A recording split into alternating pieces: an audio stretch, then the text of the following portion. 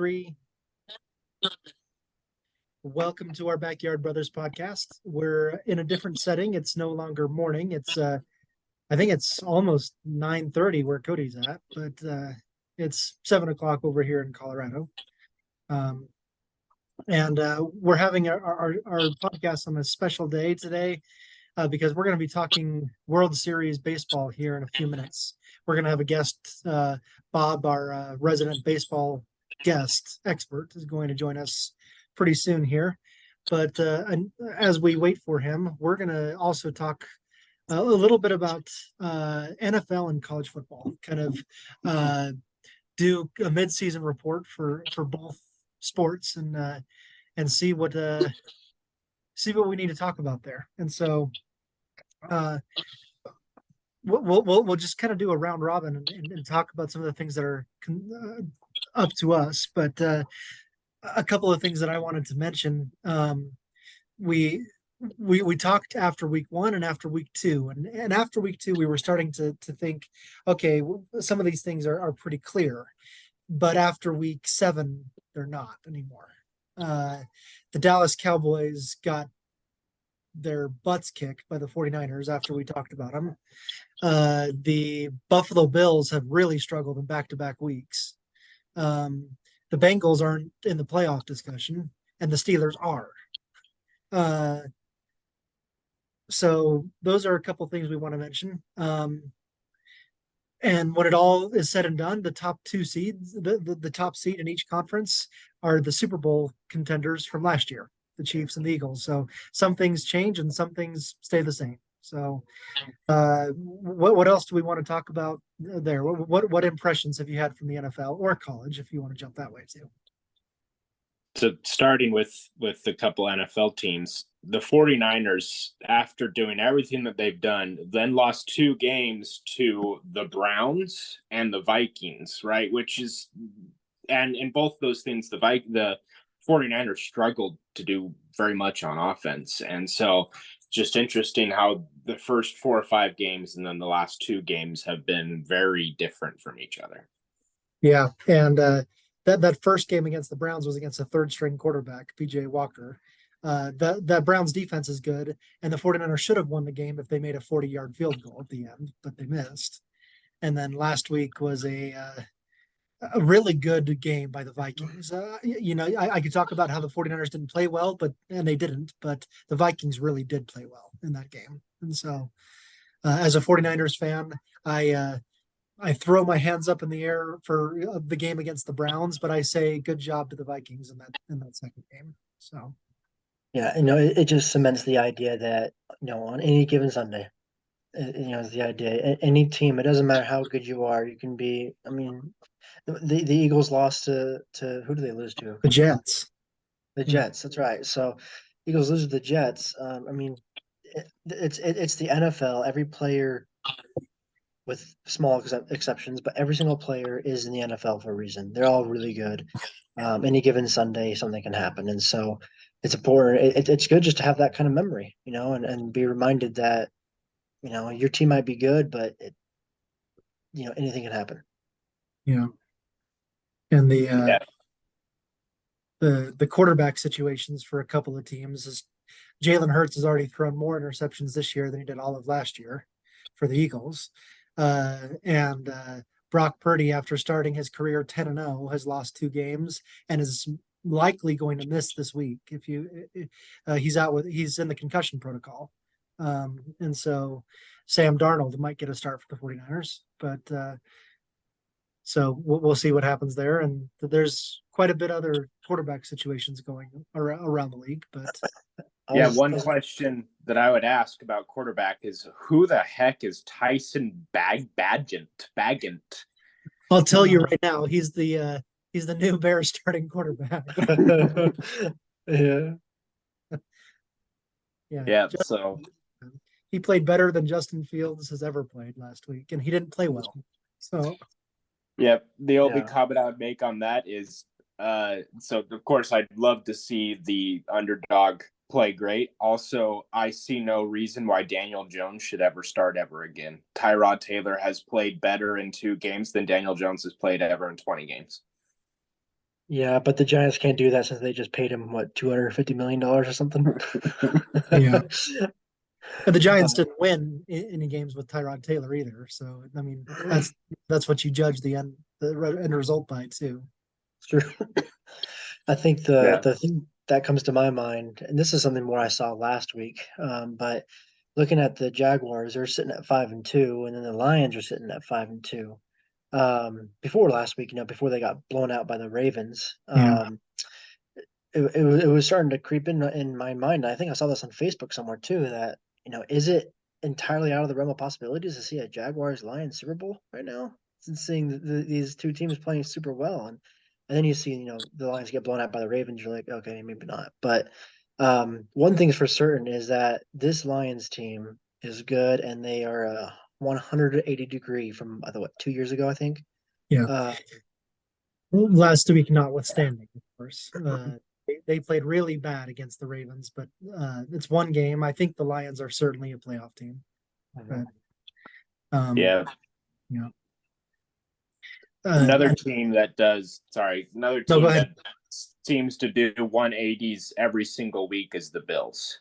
That they completely destroy the Dolphins and then struggle mightily against both the Giants and the Patriots. And so it I don't know how I can trust this team to win a playoff game because I don't know who's going to show up.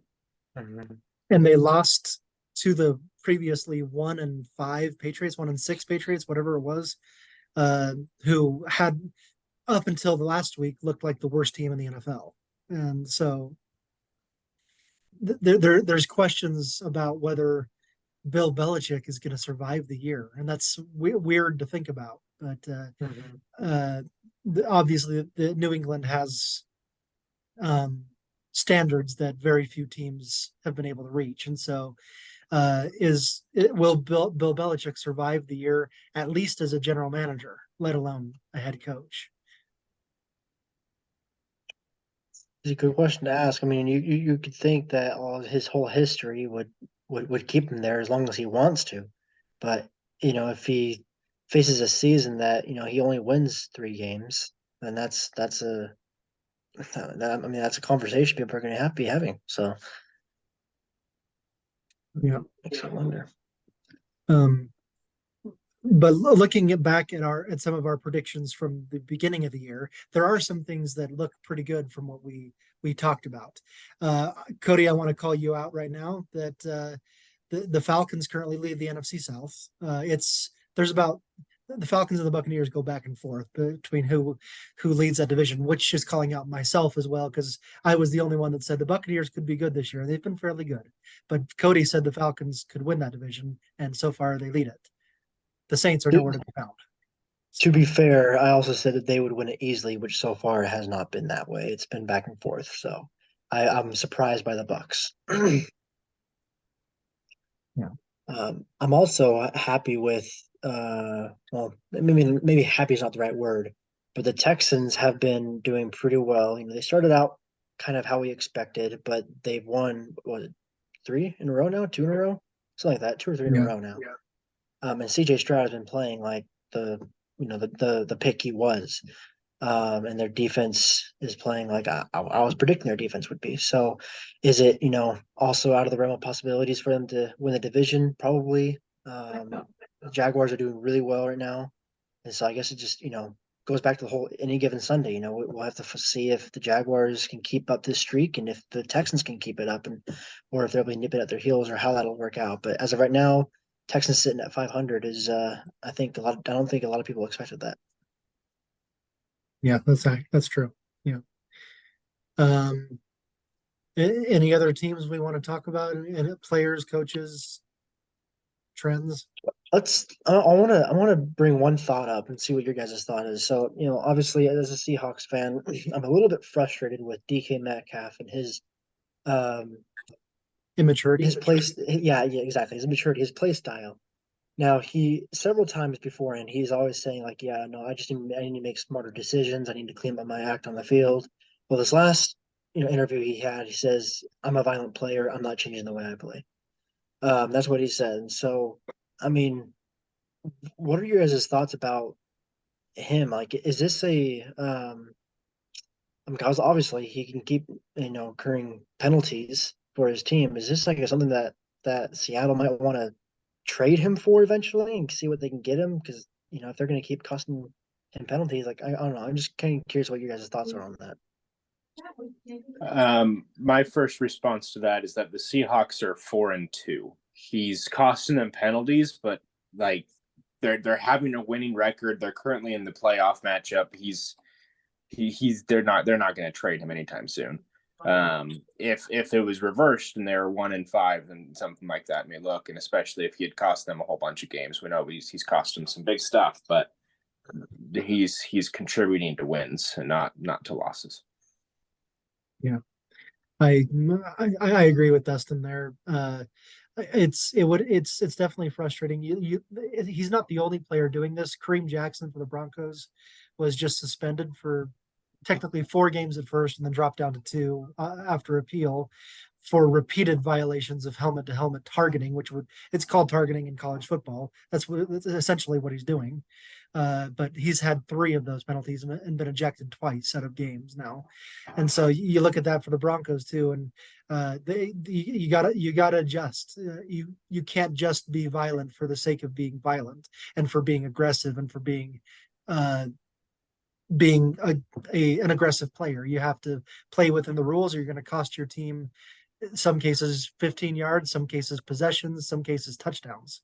If you if you do that, and so those particular players that are doing that need to adjust, or the coaches are going to have no choice but to limit some of their time on the field. Um, we can come back to NFL in a little bit, but let's talk quickly about some college football as well. So let's see where to start. I want to talk about USC and Caleb Williams. So USC Cody wants to drops. talk about them too. Cody I wants to want to talk talk. about it. That's our son. We own him. Just kidding. Yeah, USC's now lost 3 straight to Utah, 2 last year, including the Pac-12 championship, I think, right? And then So four one this straight technically, but 4 straight. Caleb Williams and Lincoln Riley are 0-3. Yeah. There was question about Caleb Williams now. There's no there's no chance of a championship now for USC after losing 2 games this year. A lot of things would have to go wrong elsewhere for the USC to get back in that conversation. And so there was a question: should Caleb Williams just hang up the cleats now and get ready for the NFL? There's a question about that because there's no point in him playing anymore to win a championship. It's out of the question. He's preparing to be #1 draft pick anyway, but apparently he wants to go to one of 3 teams. So whatever. So Yeah. There's no motivation for Caleb Williams to go to the NFL draft. There's absolutely no no. motivation. He's going to make more money in college than he will in the pros. There's no motivation for him to go to the draft, and also the teams that are likely going to have the picks are not the teams that he wants to play for. And he's also said that he wants to work some type of deal where he gets an ownership of a Which team. is And illegal. so, You can't yeah, do it's it. illegal. So And so there's really absolutely no motivation for him to go to the draft. So I fully expect him to be at USC again next year and continue to rake in the NIL, and then figure out a way which he can play for a team that he wants in the NFL, whether that's a private tryout and get drafted that way. Maybe he can make some really dumb mistakes and drop himself down, whatever he can do in order to get where he wants, demand trades. So I don't see him going to the NFL this season or anytime soon because there's no motivation there. I think I agree with Dustin. And as far as if he were just to hang up the cleats kind of thing right now and just stop trying per se. If I were a general manager in the NFL, I would be very turned off by that, because that just shows me that they're only committed to a certain point. If your team is say like 4-7 in the NFL, I would expect you to still do your best because you can turn that around to 7-7, 8-7, 9-7 eventually if you're doing your best. And so I don't know. I'd be really turned off by that, and I would not want to draft him because of that. I know the potential. I know the talent is there, but the work ethic, the character would be really turning me off. Kind of like Johnny Manziel. You know how it is that that was really what destroyed his career was his ethic. It wasn't his talent. It was his ethic. And so if I was Caleb Williams, I'd be really thinking, you know, kind of closely about my ethic and my character rather than just thinking, I'm Caleb Williams, I'm the best player that's coming out of college football in 5 years. So anyone wants me, yada yada yada. It's it's more than that when it comes to NFL. Yeah. Is there anything that says that we're not going to see Washington win the Pac-12 and go to college football playoff? They beat Oregon in the game of the year so far, and Well, I'll admit for it right now, there's some bias coming out of me. Okay, let me say that first. Utah beats a weak defense in USC. We'll see what Utah does with Oregon this week. They're coming to Rice Eccles, but I was really surprised at Washington's performance against Arizona State. Mhm. Arizona State is by far and away the worst team in the Pac-12, and they scored 15 against them, barely. Um, People have bad games. I get that. Sometimes you have bad game. That's probably all that was. But at least for me, that gave me a little bit of, oh, so they do have some flaws. You know, they do have something that teams can exploit. And so my thought is, if this is a big if Utah beat Oregon this Saturday, which is a tall task, but if they do, is it really out of the entire realm of possibilities that Utah wins out? They might be able to do so, and they prove that they're doing really well, even with their third string quarterback, pig farmer Bryson Barnes, um, and figuring out. And I kind of wanted to talk about Utah anyway as well because we didn't expect them to be 6-1 without Cam Rising at this point. But they found a way with Sione Vaki, really creative. And so my thought is, Washington will be in the Pac-12 championship now. I'm pretty sure of that. But who will they be playing? Is my question right now at this point. And so I guess I'm kind of curious what you guys have thought about that. I think it's going to be a rematch with Oregon. So, yeah, So you think Yeah, I don't. Oregon wins this game against Saturday this weekend? I do. Yeah. Um, So I'm not uh, sure. I'm on the defense. so the other college football topic, maybe the coach carousel will start in the next few weeks. The talk I hear in my neck of the woods is that Arkansas is going to fire Sam Pittman within the next few weeks. That they'll fire him. Arkansas is 2-6. yeah. It's a if you're in the SEC and you win less than 6 games, uh, you're in trouble as a coach. So it doesn't really matter. Like the only exception might be Vanderbilt, which just goes in knowing that they're going to be awful every year. But it that's maybe the only exception. But then you have teams like Missouri that end up showing out and being a really good team, uh, and things like that. And so, yeah, the SEC is always going to be tough. And but so yeah, I expect Arkansas, who expected to be an 8 or 9 win team, they're only going to win 4 or 5 this year. That's bye bye Sam. Yeah. So yeah, Who would they replace with though? I mean, I feel like Sam did a good job last year. If I remember, the record was okay, wasn't it? Yeah. I would give him another year. I would give him one more year. But I understand, 2 wins right now this far in the season is pretty. I mean, it's horrendous. But I would give him another year. But if not, who are you going to replace him with right now? So it again, living in my neck of the woods and understanding the kind of people that are Arkansas fans is Arkansas fans approach every single season. They look at the schedule and say, I don't see how we can win any less than 11 games. Every single year. Every single year. It's like, yeah, we got that one. We got that one. Alabama, we got them. LSU, we got them this year. That's every single year.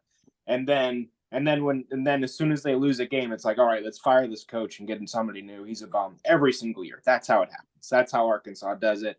And then they say, okay, who should we get? It's like, okay, we got to go. Do you think we can get? Do you think we can get Bill Belichick? Do you think we can get him? That's how it goes. It's like if we write a check for $20 million, will we get him? That's how it goes every year. So their coach they'll get is whoever will take the most amount of money. Yeah. The big coach to watch so far, I think, is going to be like Brian Hartline, who's the Ohio State offensive coordinator, and things like that. But let's jump over to baseball. I know it's going to be a quick transition. I doesn't look like Bob is going to show up, but let's talk about it for a second. Oh, look at this! I Wow. speak his name and he shows up. Oh, Look at that. Can you hear or see us, Bob? Okay, now I've got it going. I didn't see a new link. I'm so sorry. I had to go digging for the old one. I sent if I have it right, it's GoudaBob1 at Hotmail, right? Well, Oh, that's an old one. Sorry. Oh, that's when I sent it to. So And I apologize for disrupting the recording. not at all. Look, I just said let's jump to baseball, and then you pop up. So Like a bad penny. yeah. So yeah, we just talked a little bit about NFL and college football, and now we're going to jump over to talk about baseball. And if I recall, we left off saying that things could change by lunch, Yes. and so and maybe not that quick, but pretty much that quick. Our two 100 win teams go a combined 0-6 in the divisional round. No, they don't win a game. Yeah, neither, or there's three of them, right? Or there's two. There were three. It was Atlanta, Los Orioles, Angeles, Braves, and Dodgers. Baltimore. Yep. I think they want to combine one game. Yeah, in the playoffs. Yeah. Right? Atlanta won that one. LA went out without ever leading at any point in any game. So Yeah. that's what 100 wins will do for you. Yep. You got to look at that, and so it's really cool to see who's in the World Series and where they were just 2 years ago. These are two teams that both lost 100 games 2 years ago. Yeah. And now they're in the World Series. I don't think we've ever seen that kind of turnaround from two teams playing in the World Series. Well, and if you want to throw Baltimore into the mix, I mean, I know that's not really a serious consideration, but consider where they were, right? For them to be a 100-win team. So you definitely have some teams that are turning it around. But yeah,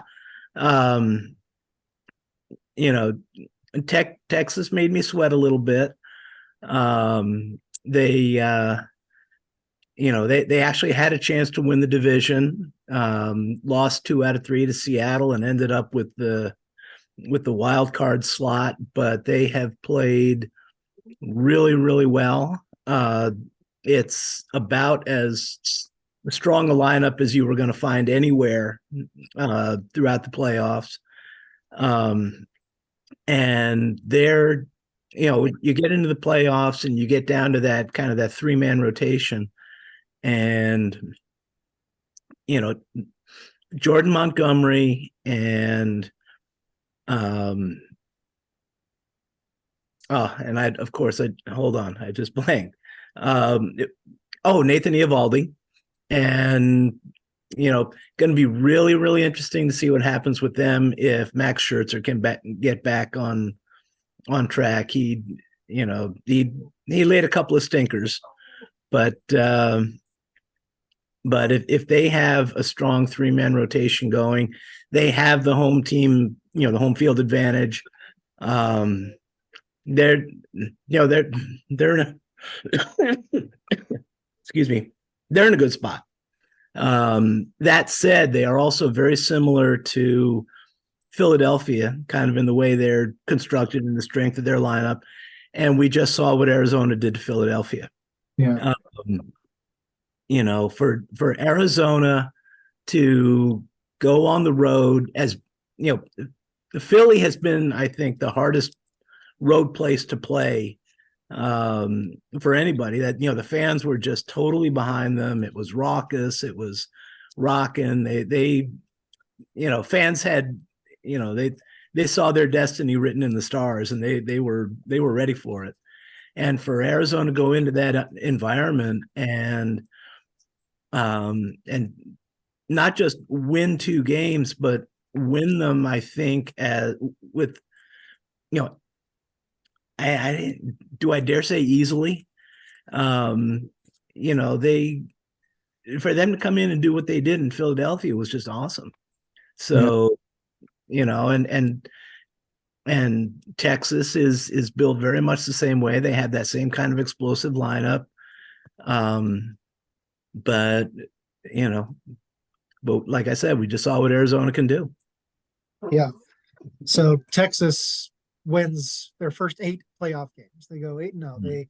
They sweep the Rays, then they sweep the Orioles, and then they win the first 2 games against Houston, and then Houston ends up winning 2, and then goes 7. But and I think that's the first or second baseball series where ever where the road team won every game in all 7 games. And that had to be a little bit haunting because Houston was the victim in the other one too. Yeah. So pretty crazy that in 7 games the road team wins all 7. Yeah. And then with Arizona, they did something. They were a little bit different, but they also sweep the Brewers, and then they also sweep the Dodgers. So they were going that way, but then they lose the first 2 to Philly and still end up winning in 7. So pretty impressive as well to come back from an 0-2 deficit to beat the defending NL champion. Yeah. Yeah, I'm impressed with both Arizona and Texas just cruising their way through, wild card and divisional, and then definitely impressed with the way that Arizona, as you said, they won 4 out of 5 games in order to close out that series against Philly, and so to win 4 out of 5, that's incredible. So, and I think a lot of their blueprint, if they're going to have success against Texas, a lot of their blueprint was those last couple of games. They have a little bit of pop, but I think a lot of what made them successful was what they were able to do in the running game. They had, I think, 4 stolen bases both of those games. Philadelphia could not shut them down. And it was not just the stolen bases, but it was, going first to third, on a hit. It was, they were very aggressive when, Corbin Carroll, rookie of the year, lock it down. When he's going well, he just, he drives that team. And he causes all kinds of trouble on the base paths, especially now with the new running rules. At some point, it would be good to go back and look at kind of the effect that the larger base, the slightly shortened distances between the bases, the limitations that are placed on the pitchers now as far as throwing over, things like that. It's opened up a lot in the running game for teams that are able to take advantage of it. Arizona is a team that can really, run you into the ground. So if they're able to make that happen against Texas, that's going to be one important piece for them. Yeah, this is a very interesting matchup. You got a classic power versus speed, right? And it's the Texas is just going to hit and hit and hit and hit again, and but Arizona has maybe the pitching advantage in this one, but because Max Scherzer struggled all postseason, it seems like. But I don't know.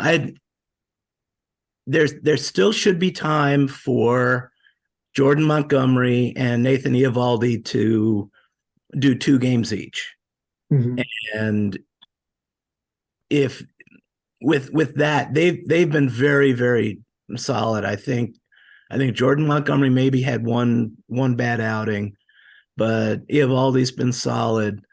And so if Texas can get, 4 strong starts out of those 2 over a 7-game series, anything can happen. Yeah. I know Arizona counters. They've got Zach Gallen, and they've got Kelly, but Yeah. I you know for me, slight edge to Texas, especially if Scherzer can provide a quality start in there somewhere. That is why you don't pull it. So, Okay? I told you it's not Yeah. safe. so I would say starting pitching edge to Texas, relief pitching edge to Arizona. Props to their bullpen; they were lights out. That some of those numbers against Philly were ugly. I think Philly was those last 2 games, 2 for 17 with runners in scoring position. A lot of trouble, making contact, a lot of strikeouts. The Arizona bullpen did an amazing job. So Yeah. So let's talk about our predictions. We have 4 minutes to kind of we've all obviously been off base all postseason long, but I think everyone was. No one expected these 2 teams to play in the World Series. So although I will say, tail of the tape, if you go back, I think you did say one of us did say Texas. you did So, say Texas would play. Yeah. yeah. I think you said they'd lose to Atlanta, right? I had them losing to Atlanta, but what did I know? Yeah. Right. But so I mean, yeah. So let's think here. I mean, Texas is favored, but it's a very slight favorite. I don't think it's that strong. But so who wins and how many games? I have no trouble seeing this one going 7. I think I'm still leaning Texas. We haven't seen the best of them. Marcus Semien has been off. Um, Corey Seager's overall numbers have been solid, but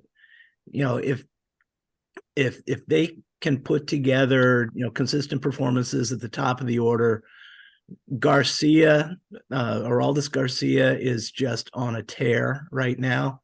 And now he's very streaky, so that could disappear, that can disappear in a hurry.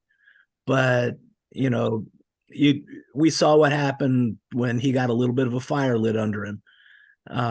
He lost his composure in game 5, but he tore it up after that. So I think the stronger lineup is in Texas. I give the edge to Texas in 7 games. Okay. Dustin, Cody?